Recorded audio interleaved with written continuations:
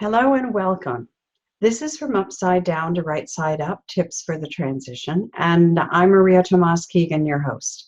This is my continuing series of conversations with women that are strong and supportive and who have inspiring stories of transformation to tell, and they're courageous enough to share them with us here. Today's guest is Sarah Michelle Bliss. This is a story that takes a lot of guts to share in a forum like this. It's about hurting herself, hiding, and healing. From the outside, Sarah was very successful. On the inside, she struggled mightily. We call this episode, The Power to Heal Your Life. Welcome, Sarah Michelle. Thank you for having me, Maria. I appreciate the opportunity to speak to you and your guests and to share my story. I'm so happy you are here. Many of us have a turning point from which we pulled ourselves out of some dark hole and into the light. Would you tell us what happened in April 2005 for you? Absolutely. I feel I need to do a little backstory prior to April of 2005. I grew up in a household with both physically abusive parents, an alcoholic mother who also happened to be incredibly narcissistic. And so if she set a bar for something, you reached the bar and then it was, it's actually up here. And so I believed that if I made $100,000 a year and I weighed a perfect 110 pounds, that the sky would open and all these wonderful things would fall into my life, and love and happiness and peace and harmony and joy and all those things that I had always wanted would just mysteriously appear.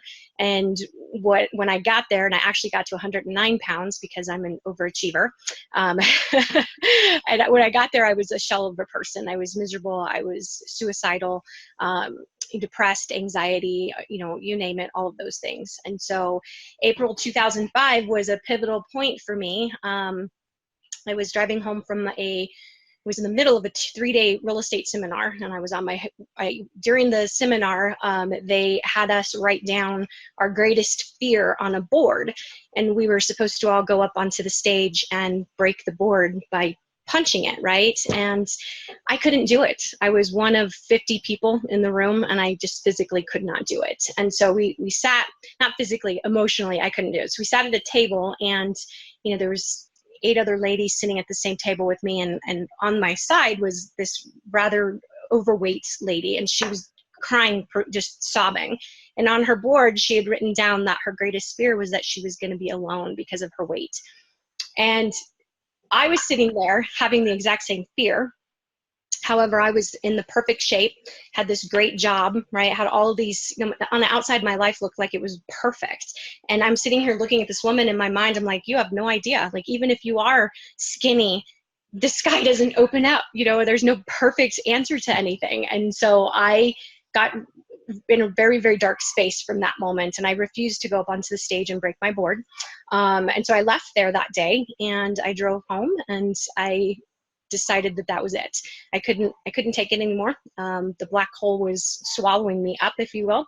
And I sent a series of very cryptic email messages out, and the line just said, "I quit," in the subject line. So some significant people in my life received that email the next morning, and I proceeded to take a nice cocktail of a bunch of assorted drugs that I had in my cabinet. And my intent was to end my life that night. At some point, I got ill. And that's what the doctors say actually saved my life, was that I vomited and got all of the narcotics out of my system. And based on what I took to the hospital with me, my sister-in-law's a nurse. And so she was actually, her and my brother came to my aid the next morning. And she scooped up all of the medications I had taken and took them to the ER with us. And had I not gotten sick, I wouldn't be sitting here today, because it would have taken my life. And so at that point, my secret was out, right? I sent emails telling the world that I quit, and how what a strong statement to make is that I quit. And because literally I was broken. And, I have a lot of shame around that, Maria, because on the surface, my life looked so good, right? And I grew up in a trailer with this circumstances that didn't set me up for success. And yet I went out into the world and I had a great career. I had friends. I owned a home. I had a beautiful car. I had beautiful clothes and jewelry. I took great vacations. And on the surface, everything looked like, God, she's really got it all together. But there was always that ... She's got it all together, but look where she came from, right? And so for a girl who came from that, look at how good she's doing. So it was sort of a, like, I don't know what the word is, but it's like, well, you're doing really good because you came from all of this stuff, right? So it never really felt good. But my secret was out, and my boss knew, my friends knew, and that wasn't the first time that I had tried to commit suicide. I actually, my first attempt was in 5th grade. And so, but now I couldn't hide from it anymore. I was in the emergency room and everyone knew. And so I was forced to get help. And so that was the pivotal point for me, that I knew that if I didn't start healing the core of what my issue was and really dealing with what I call the black hole. And the black hole is just that space that you get into that there's no light above you, no light below you, nothing around you, and you just feel like you're free falling. And it's a really ugly space to be in, and it's debilitating. So there was days that I didn't go out of bed because I was in the black hole.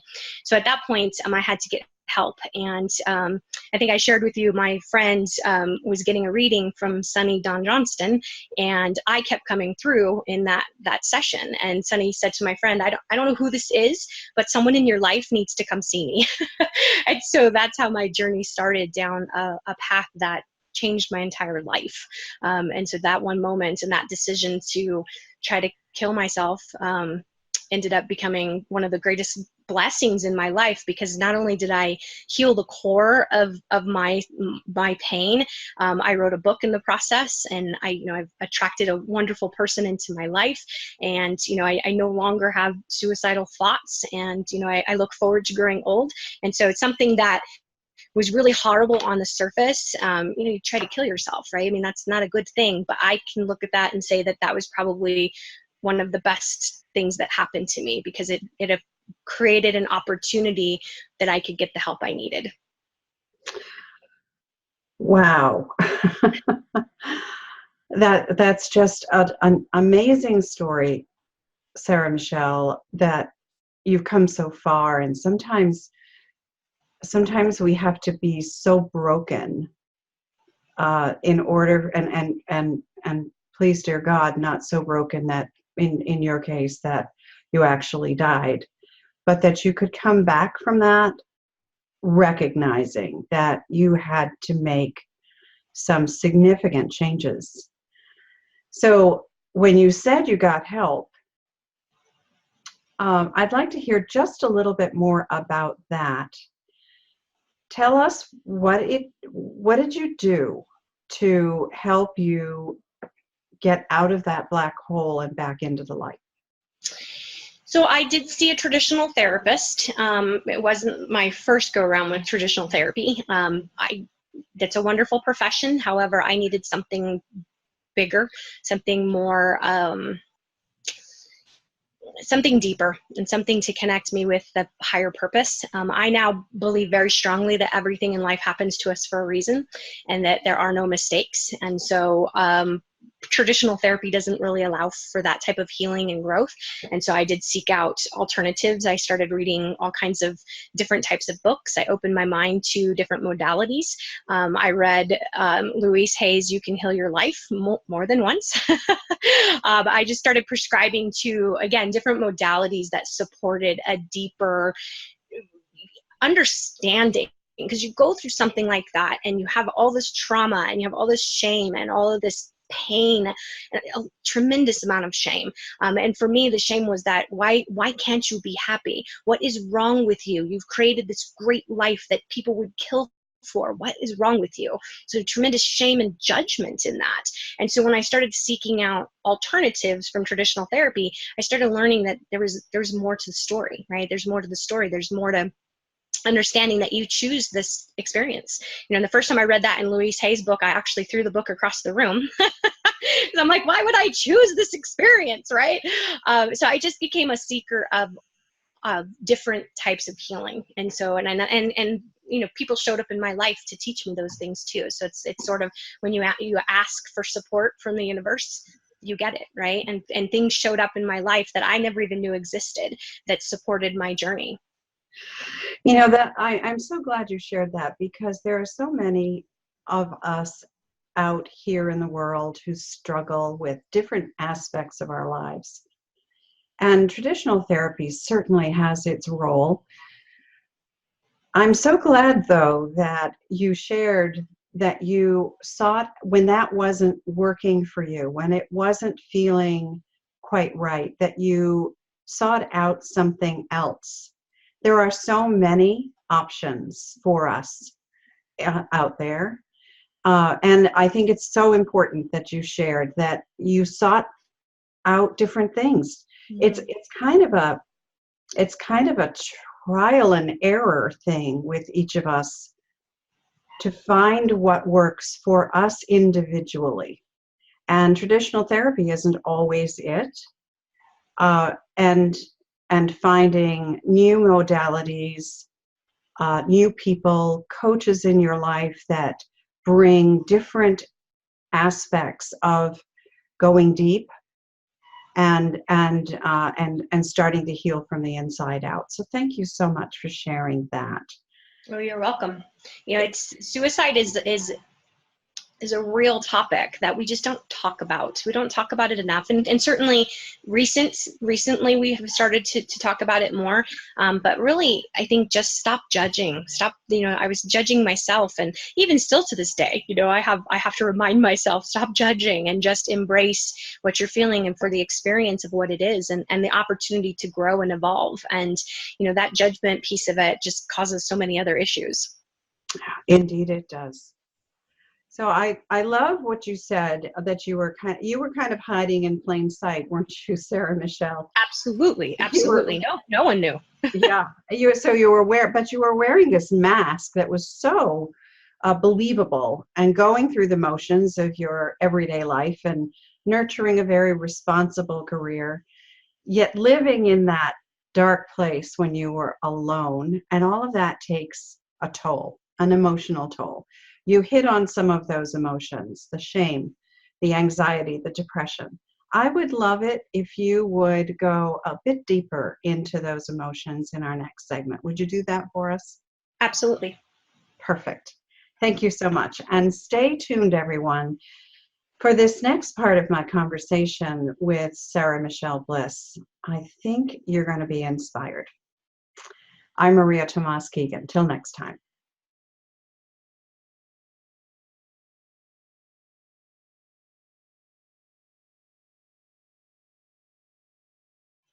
Hello and welcome back to this next segment of my conversation with Sarah Michelle Bliss.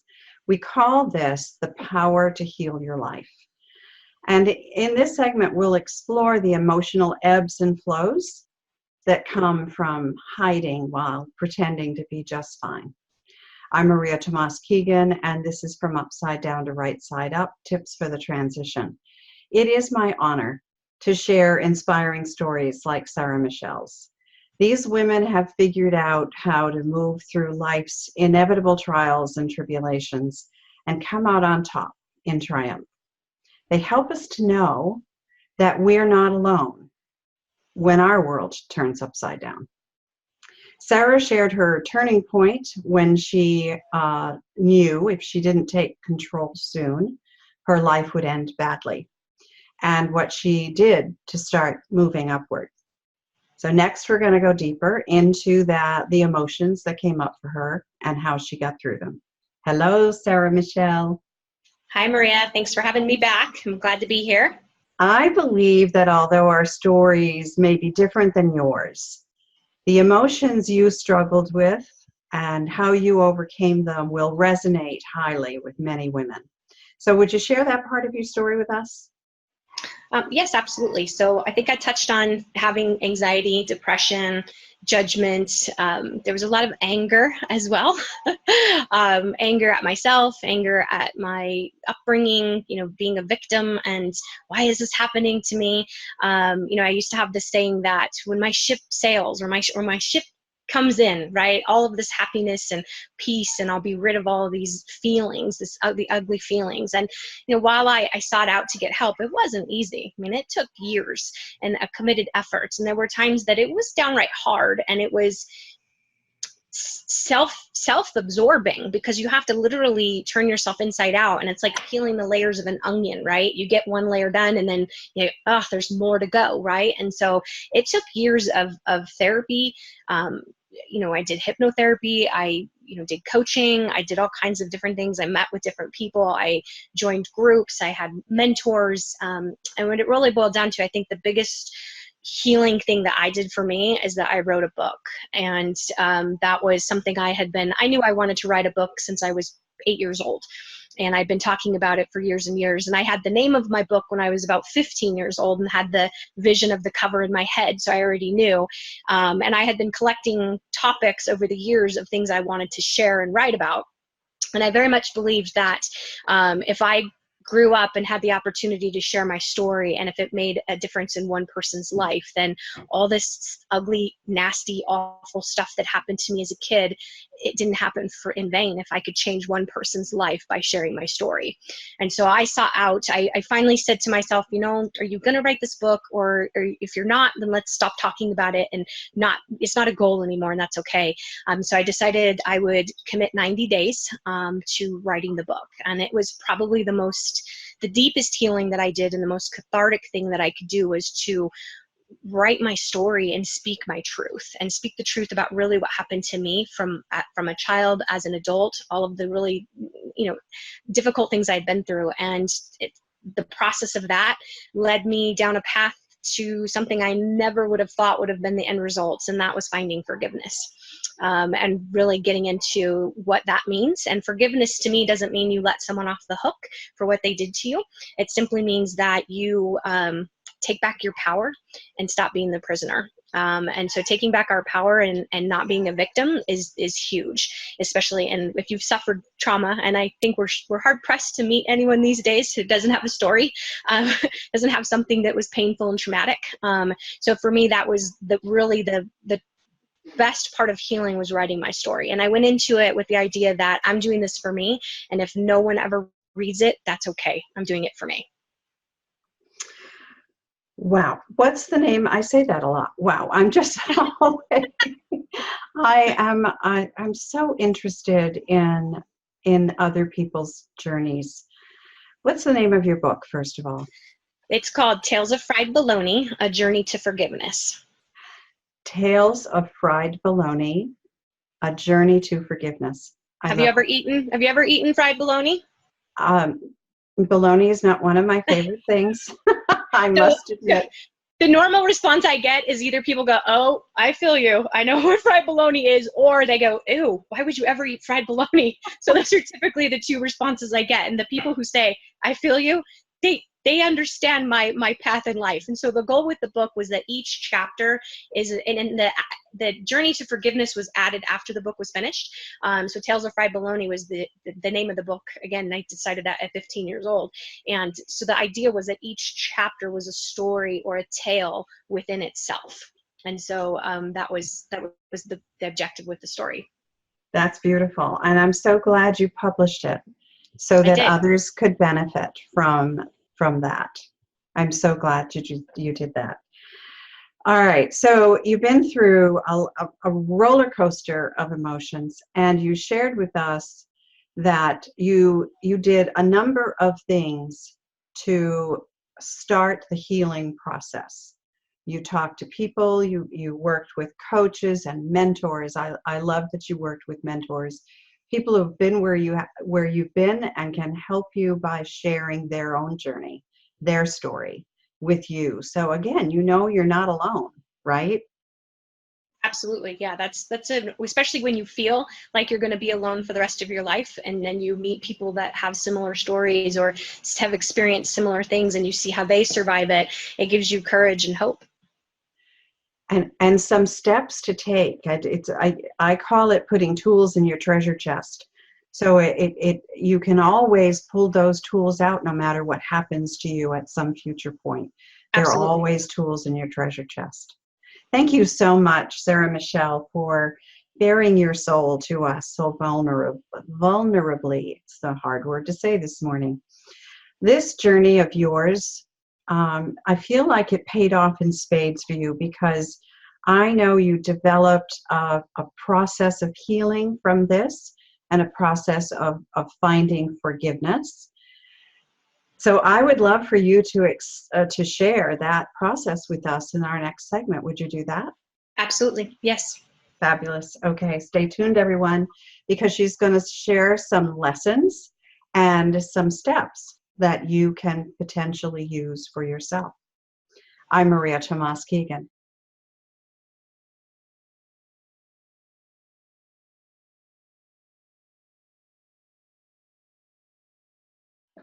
Hello, I appreciate that you're here to hear more of the wisdom that Sarah Michelle is going to share with us about her road to healing. Sarah Michelle is a coach, an author, a speaker, and a trainer. She believes that if she has the courage to speak her truth, then she will inspire others to be courageous too. And that's why she's here with us today. I'm Maria Tomas Keegan, and this is part of my continuing series of conversations with brilliant, resilient women like Sarah Michelle, who have inspiring stories to tell and who are role models for the rest of us when it comes to learning to thrive. Sarah Michelle, this is a truth worth telling. Thank you so much for being so transparent and vulnerable as you shared your story with us. Thank you for having me. I appreciate the opportunity to share. So as we do on this show, always, we save the best for last. And this is where you get to share that process we talked about, the one you created to move through difficult events from your past so you could heal and find forgiveness. So help us to learn. What are those steps? Well, as I mentioned in the previous segment, I never intended for forgiveness to be my end result. Obviously, divine timing is everything, and my higher self had a different idea there. So when I started the book process, I actually I didn't start in chronological order. I started with what my heart spoke to me to write about. So I had my list of topics, and when it was time to sit down and write, I would look at my list and I would just place my hand on my heart and say, okay, what do I need to work on today? And so the middle of my book actually was the very first chapter that I wrote. And so then, piecing it all together in a chronological order. So that was something unique that I did for my own healing. But as a result, there were six things that really came to light for me as I went through the process. And they're my steps that I say for forgiveness. So the first thing is that you have to choose. You have to decide, because just uttering the words "I forgive you" or saying you forgive someone because it's somebody else expects you to do it, it's not good enough, and it's not really forgiveness. So you have to truly be ready, and sometimes we're not ready. Sometimes that's just it's not where you're at this time, and that's okay. There should, again, no judgment, right? So conscious choice. The next thing is you have to find gratitude, and I know that is there's people get angry at me when I say that, because they say, how can I be grateful for this experience? But really, if you can find gratitude in all of the experiences, to me, there's a silver lining in everything. Even the worst thing that could happen to someone, there's a positive that could be taken from that. The next thing is that you have to take responsibility. And that's another one that people get upset about, because we have to identify what our role is in the situation.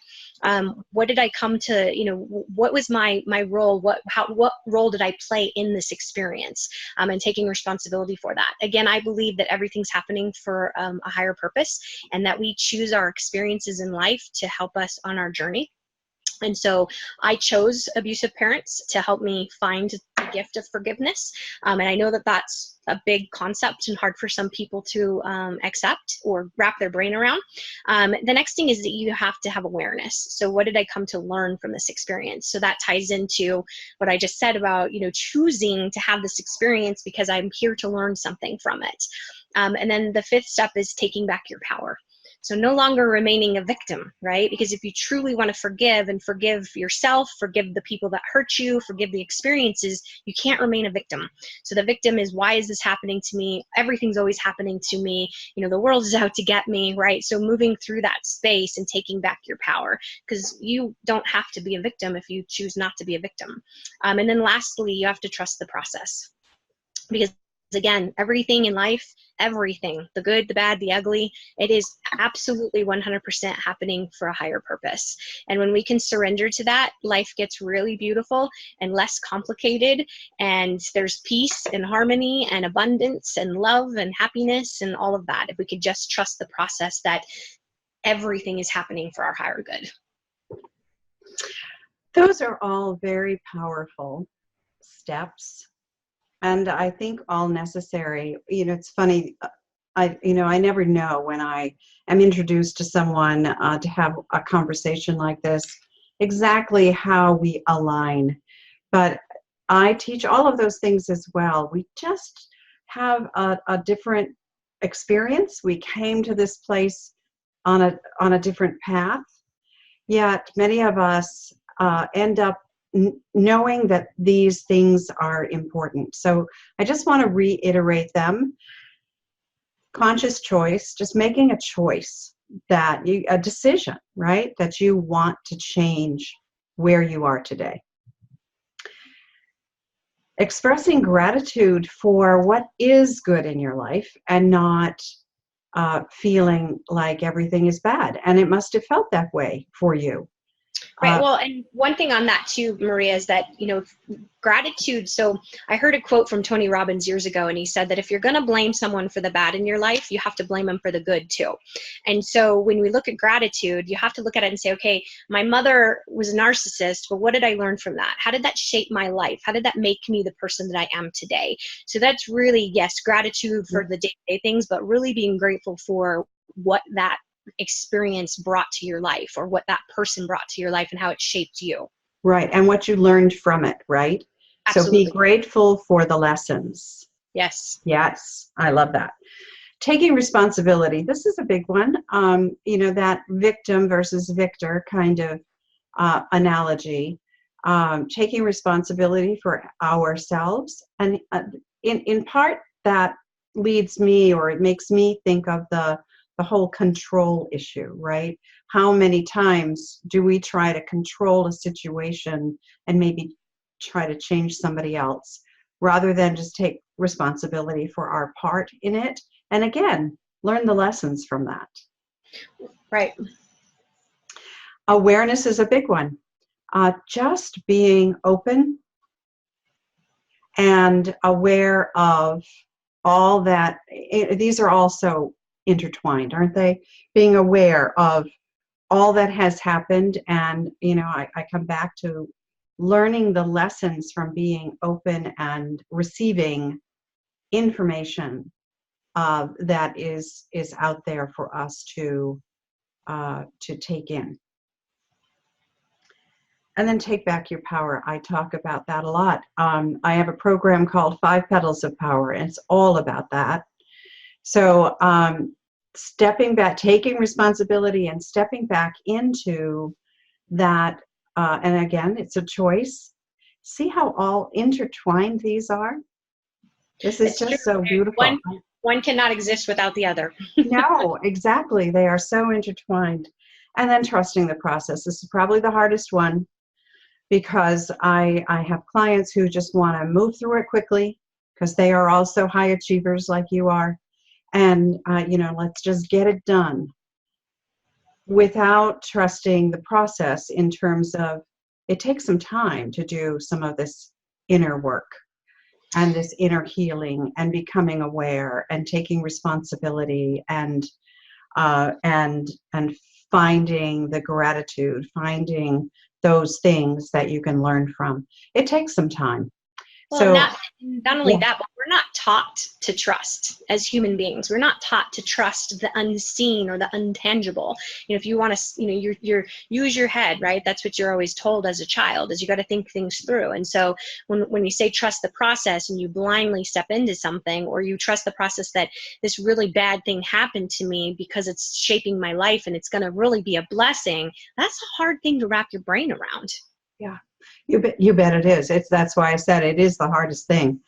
I think that where it has taken you, I think you are a beautiful example of trusting the process and working through it. And we're all so we continue to be on journeys, right? We're all learning more about who we are, how things affect us, how we think about things. And that's all part of the process. So I love your 6 steps. I think that there are many women out there who will be listening and are wondering about those 6 steps, maybe in more depth. So would you please share with our audience how they can get in touch with you? You can just email me, or you can find me on Facebook. I know you're going to share this on there, so you can connect with me on Facebook, but my email is my full name, so it's sarahmichellebliss@gmail.com. That's the best way to connect. That's the best way. All right, then there it is, sarahmichellebliss@gmail.com. Thank you so much for sharing those steps with us. I think they're all very important, and forgiveness ultimately is it's such a misunderstood concept for many people, and I'm so happy you shared your perspective on that. So thank you, Sarah Michelle Bliss, for being here. Thank you for having me. I appreciate the opportunity. And thank you all for being part of our community and for watching this episode with Sarah Michelle. This series of conversations with women is inspired by my latest book, Upside Down to Right Side Up, Turning Transition into Triumph. My book, the articles I write, and these conversations are intended to share stories from the heart and life strategies that can help others. I invite you to share them with the women in your life so none of us will ever again feel like we are alone. Many of us have gone through similar experiences, and we're here to support you. I believe it's our time to thrive. Will you join me on that ride? I'm Maria Tomas Keegan. Till next time.